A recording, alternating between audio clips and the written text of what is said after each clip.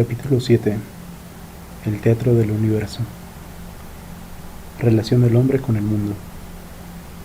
Contenido: cosmovisión, verdad, causalidad, necesidad y posibilidad, instrumentabilidad, ideas, cualidades, apariencia, sensación y memoria, experiencia, conocimiento, normatividad, anormalidad, normalidad, significados compartidos, prácticas compartidas. Competencias genéricas 1, 3, 4, 5, 6, 7, 8, 9, 10. Competencias disciplinares 1, 2, 3 y 16. Porque tienen la teoría que siempre la mayoría de la gente tiene razón. Si en una isla abandonado quedó con 3 retardados y entre ellos un líder votan, yo no voy a dar pelota y no, democracia no, mi voto es mejor y si es por mí dominaría una minoría yo de la multitud y no me electrocuto en la corriente. No quiero ir donde todos van y odio la Navidad. Muchos dirán, eso está mal, no quiero ser normal.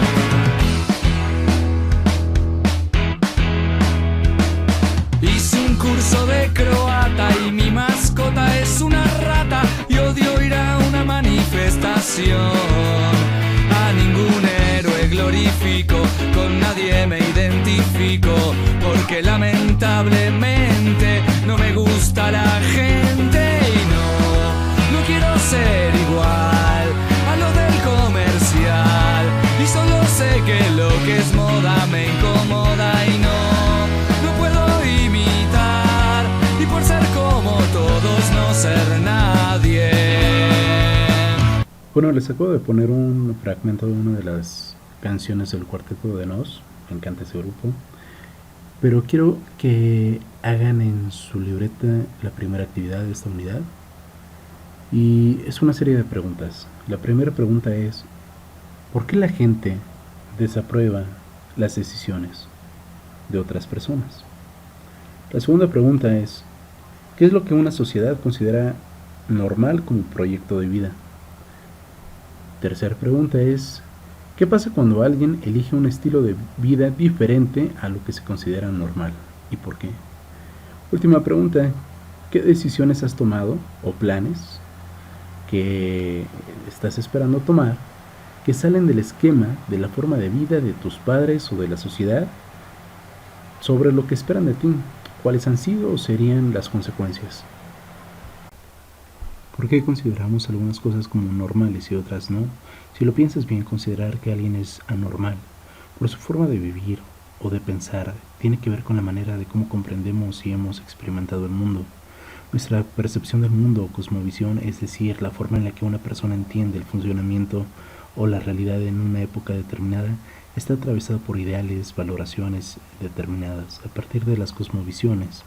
Porque hay tantas como personas y culturas en el mundo, las personas interpretan su propia naturaleza y la de todo lo existente y definen ideas comunes que aplican a la política, la economía, conducta, comportamiento, a las personas, a las tradiciones, creencias. A veces sucede que las ideas de una sociedad no coinciden del todo con las convicciones y formas de vida de sus integrantes, y entonces pasa algo como lo que se describe a continuación. El conocimiento individual tiende a ponerse énfasis en la subjetividad y en el sentido de las metas, sueños y aspiraciones personales que se comparten de la familia y amigos íntimos, así como la búsqueda general de placer y seguridad. Sin embargo, en la sociedad del conocimiento tiende a dar importancia a una especie de objetividad con aspiraciones y metas en común, y se intenta colocar en primer lugar la conformidad y la persecución del bien común. Uno de los conflictos fundamentales de la vida surge en el intento de unir estos dos fragmentos de manera armónica. Por ejemplo, cuando una persona crece, se encuentra con que sus necesidades individuales tienen en la sociedad poco o ningún lugar. Para David Bohm y David Pitt, en Ciencia, Orden y Creatividad, el significado compartido es aglutinante, el cemento que sostiene los vínculos entre las personas y las sociedades. Si no hay un significado en común que compartir, una persona puede estar sola incluso en medio de la multitud. Bueno, aquí los ideales y las formas de vida de una sociedad se toman como modelo de vida único y verdadero a seguir, al grado de que al nacer y crecer bajo cierta cosmovisión es común que las personas actúen o adecúen su vida de esta perspectiva hacia el mundo. Eso genera una cierta unidad en la comunidad, pues existen significados compartidos y prácticas compartidas, es decir, ideas y acciones que todos conocen y realizan y se va manteniendo de generación en generación. Para tratar de explicar esto, les colocaré fragmentos de dos videos de André Wan y de Claudio Álvarez Terán. La expulsión de lo distinto es el libro más reciente de Byung-Chul Han, publicado en Alemania en 2016 y traducido al español en el año 2017. Analiza un tema de enorme importancia en la actualidad, centrado en una pregunta esencial, muy profunda para el siglo XXI. ¿Todavía existe el otro? Se han ido los tiempos en que existía el otro, dice Han. Hoy la negatividad del otro ha dejado paso a la positividad de lo igual que se impone y prolifera por todas partes. Pero un sistema que rechaza la negatividad de lo distinto desarrolla rasgos destructivos. El exceso iguala. El exceso de información no es informativa sino deformadora. Y el exceso de comunicación deja de ser comunicativo para simplemente acumular. La negatividad de lo distinto es lo que permite poner límites a la mismicidad, porque sin la negatividad se produce un aumento irrefrenable de lo igual. Como pasa con la sugerencia de Netflix o las páginas web que hacen que se reproduzcan consumos siempre iguales, sin vallas, sin límites. El terror del igual alcanza todos los aspectos vitales de nuestra cultura. Tal es el caso de las redes sociales, esas comunidades de lo igual que acumulan seguidores o amigos sin la experiencia de un encuentro o alguien distinto. Las redes se convierten en los grados nulos de lo social porque al conocer personas iguales y generar vínculos con quienes piensan y sienten igual se hace pasar de largo a los desconocidos y distintos. Nuestro horizonte de experiencia se vuelve muy estrecho y solamente se reproduce el yo. El filósofo y sociólogo Zygmunt Bauman nació el 19 de noviembre de 1925, en lo que él llamaría la sociedad sólida. Trabajó en el ejército y más tarde llegó a ser profesor gracias a que su aburrido trabajo de oficina en la inteligencia militar tenía tiempo para leer libros e interesarse por cosas que le gustaban, como por ejemplo la filosofía. En 1999 publicó su libro Modernidad líquida, en el que habla de cómo ve la posmodernidad. Pero, ¿por qué le cambió el nombre? Según él, era porque le ayudaba a explicarse mejor. Así podría hacer una comparación entre cómo se comporta un líquido y un sólido y cómo se comportaba la sociedad antes y ahora. La sociedad sólida estaba en un espacio definido, con una forma estable y era casi inamovible, mientras que la sociedad líquida, la actual, no tuvo nunca un espacio definido, cambiaba de forma y de lugar con bastante facilidad. En el libro utiliza ejemplos y nos enseña pruebas de por qué, según él, hay un cambio visible entre las dos modernidades. Antes los objetos estaban hechos para durar. Por ejemplo, un juguete podía heredarse de padres a hijos, un mismo vestido podría ser usado por 2 generaciones seguidas, o en una sola casa podrían vivir varias generaciones, porque todo estaba creado teniendo en mente que tendría que durar para siempre. Pero ahora todo es al revés. Un niño puede tener un juguete nuevo cada mes y cambiarlo porque el anterior ya está roto o porque ya no le gusta, o un vestido porque ha pasado de moda, o la casa no es lo suficientemente espaciosa como para acomodar a un nuevo miembro en la familia. Mudarse ahora tampoco supone un problema porque casi todos tenemos coches o nuestras cosas esenciales son cada vez más pequeñas, así que las podemos llevar sin ningún problema. Y si no, siempre podemos contratar a alguien para que trabaje para nosotros y nos haga la mudanza. Trabajar es otra cosa que ha cambiado. Antes te acompañaba durante toda tu vida, desde que dejabas de estudiar hasta que prácticamente te jubilabas, y solían ser trabajos muy repetitivos o mecánicos. En nuestros días lo que prevalece es el trabajo flexible. Que si llevas 2 semanas girando algo hacia la izquierda, no te suponga un problema que mañana venga alguien a decirte que lo gires hacia el sentido contrario. Pues, al contrario de lo que pueda parecer, lo que prevalecen son los trabajos artísticos. Ya nadie quiere ver algo típico, por lo que la gente ingeniosa y con nuevas ideas son más importantes. Alguien que se pueda extender a otros medios. El valor de una persona ahora se mide por todo lo que puede hacer, no por algo en lo que es maestro. El valor de las cosas es algo totalmente diferente. Nuestros abuelos podían usar el mismo televisor durante años hasta que dejara de funcionar, cambiándolo si acaso cuando se actualizó a la televisión en color. Pero nosotros cambiamos de teléfono cada vez que sale uno nuevo que es un poco mejor que el nuestro, o cada vez que uno nos gusta más, o sin que haya realmente una diferencia en su funcionamiento o en las prestaciones que tiene. Pero eso sí puede ser importante para ti. Así podrás sacar una foto excelente a la comida la próxima vez que vayas a un restaurante.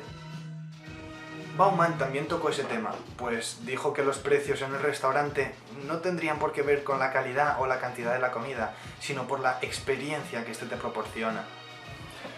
Me explico.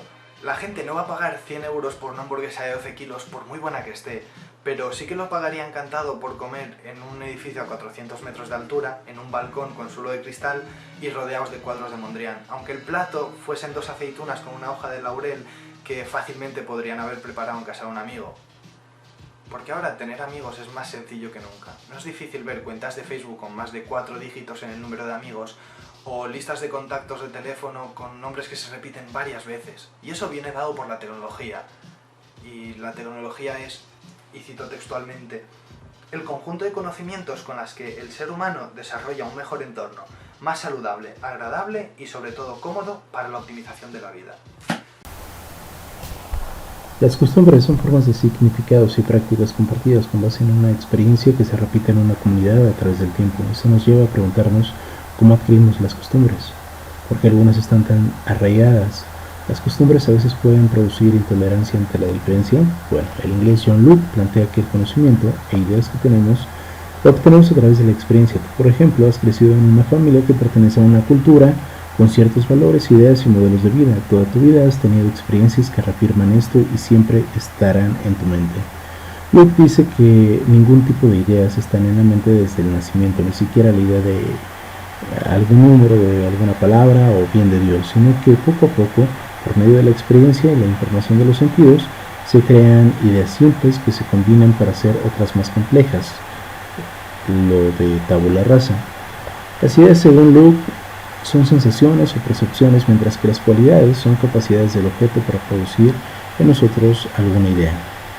La sensación, es decir, la actividad de nuestros sentidos, es la principal fuente de las ideas que percibe la apariencia de los objetos del mundo. Los sentidos transmiten a la mente distintas percepciones, formas, colores, olores, movimiento, peso, etc. y producen las ideas simples correspondientes a la memoria. Para Locke, la reflexión nos permite tener experiencia en nuestras actividades mentales, percepción, pensamiento, memoria, voluntad, etc. Lo que da lugar también a la creación de nuevas ideas, como la existencia, placer y dolor. La memoria nos permite comprar ideas que provienen de las sensaciones y establecer relaciones de semejanza entre estas. Entre estas ideas está la casualidad. Esta es una idea en la que establecemos la relación entre causa, es decir, origen, y efecto, es decir, producto, entre dos experiencias sensibles o ideas. Las ideas que la casualidad relaciona pueden ser producto de la reflexión sobre nuestros propios procesos mentales y cosmovisión, pues los seres humanos somos completamente capaces de analizar las causas de nuestra forma de pensar y los valores que adquirimos por medio de la experiencia. Siguiente actividad. Cuestiónate, ¿cuál es la causa de que algunas personas se sienten satisfechas con ciertas formas de vida y otras no? Te voy a dar 3 casos. El primero se trata de Juan, que tiene 30 años, es obrero, está casado por la iglesia y es padre de 3 niñas. Afirma que le encanta ser papá y que le gustaría tener un hijo varón. El segundo caso es Sandra. Sandra tiene 27 años, es profesionista, vive sola, aunque tiene una pareja desde hace 5 años. No ha pensado en tener hijos por ahora. Se concentra en su trabajo y en viajar. Tercer caso, David tiene 40 años, es profesionista y está casado con Javier, un famoso escritor. Acaban de adoptar un bebé y su madre está feliz de ser abuela. Quiero que de aquí me identifiques cuáles son los posibles ideales de cada uno de los ejemplos cómo pudo aprender esto y esta persona puede ser feliz. ¿Por qué? La verdad. La filosofía de la verdad. La ciencia ha eliminado muchos de los misterios que gobernaron nuestras vidas de nuestros antepasados. El método científico se utiliza para resolver acertijos. Funciona de esta manera. Se hace una pregunta, se propone una posible respuesta, se configura un experimento para evaluar la respuesta y el experimento se repite muchas veces hasta que se anotan los resultados. Con el tiempo se surgirá que la respuesta propuesta es correcta o incorrecta, es verdadero o falso. Sin embargo, los filósofos ven la verdad de una manera muy diferente. Para ellos, los resultados exactos de las preguntas no se pueden entregar a través de experimentos repetitivos. Por ejemplo, un musulmán dirá que lo que está escrito en el Corán es la verdadera palabra de Dios. No, dice un cristiano. La verdadera palabra de Dios se revela en la Biblia. Desde sus puntos de vista individuales, ambos tienen razón, ambos están equivocados. Su verdad está ligada a sus creencias. Si creen que algo es verdad, entonces lo es. O considera lo siguiente: ¿cómo la verdad puede cambiar con el tiempo? ¿Hay leyes científicas? ¿Esos son datos verdaderos o no? Quizá. Hace 500 años la ciencia dijo que el sol salió por el este y se puso al oeste. Hizo eso todos los días y nunca había cambiado. Los observadores sabían que el sol estaba dando vueltas alrededor de la Tierra. Esto era obvio por su ascenso y su configuración. Entonces llega Nicolás Copérnico y dijo que los científicos y los líderes religiosos lo tenían todo mal. El sol no se movió alrededor de la Tierra se movió alrededor del sol. Lo que había sido cierto hasta ahora se volvió falso. La verdad en sí misma no cambió. Lo que cambió fue nuestra realidad. Surge también que todos somos parte de una simulación muy elaborada. Esto según René Descartes. Preguntó si el universo podría ser la creación de lo que llamamos un demonio malvado.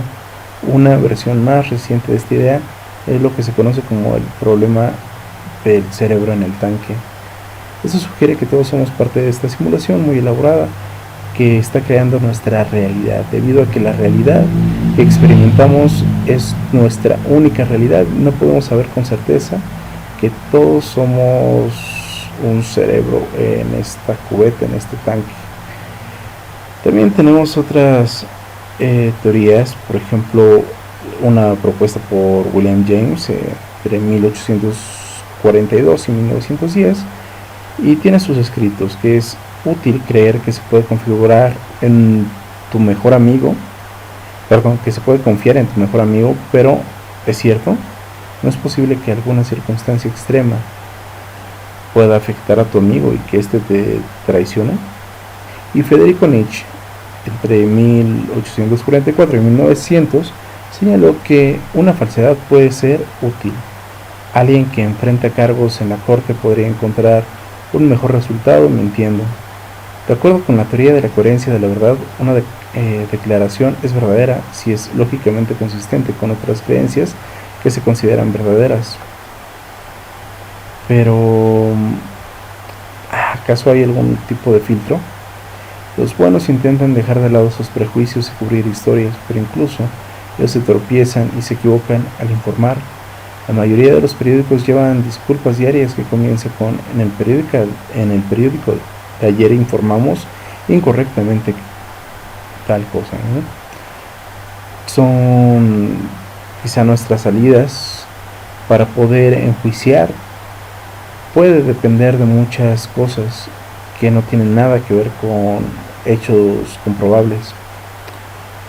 Por ejemplo, El extranjero de Albert Camus, que se juzga dependiendo de muchas cosas que no tienen nada que ver con los hechos comprobables sobre la verdad. La decisión del jurado puede basarse en la persuasión de los defensores o de los miembros del jurado. Quizá no les guste la apariencia del acusado y basen su veredicto por esto. ¿Qué es normal? ¿Por qué lo normal para una persona es anormal y para otra no? ¿Los estándares de normalidad son culturalmente relevantes? ¿Quién decide lo que es normal? Hemos tenido esas preguntas en un amplio sentido normativo. Las normas son los estándares por los cuales se mide nuestro comportamiento, como la moral y la razón. La gente hace generalmente que se convierta en lo que debería de ser y hacer la otra persona. En otras palabras, el comportamiento estadísticamente normal se convierte en lo que podríamos conocer como norma social para el comportamiento. Alternativamente, los hábitos y estrategias comunes que utilizan las personas exitosas, aquellos en la vanguardia de la curva de la campana estadística, a menudo se convierten en normas sociales a las que se espera que se les ajusten otros. Normal también solía significar una regla, como el cuadrado en un carpintero. Normal se utilizó por primera vez para describir una conjugación de verbos regulares e irregulares. ¿Cómo lo logró? ¿Cómo logró la normalidad su uso contemporáneo? ¿Por qué es normal ser mejor? El lado negativo de la normalidad es la marginación de aquellos que no se ajustan a la norma. Las personas que puedan producir sus transformaciones al cambio social, eso ocurre cuando se presentan opciones de comportamiento que desvían o interrumpen la autoridad en los estándares normales. Otras personas no se dan cuenta de que estas personas, estos sujetos que pretenden hacer las cosas diferentes, que se ven anormales, son juzgados y son muy cuestionados en un principio, pero generalmente tienden a hacer los mayores cambios en la humanidad. Necesito que hagas otra actividad, que formules 2 ejemplos donde escribas cómo sucede y si estás de acuerdo o no y por qué. Primero sería que elijas una conducta o un comportamiento. Tienes que elegir 2, recuerda. Tienes que contestar la pregunta de cada uno de ¿por qué se considera anormal?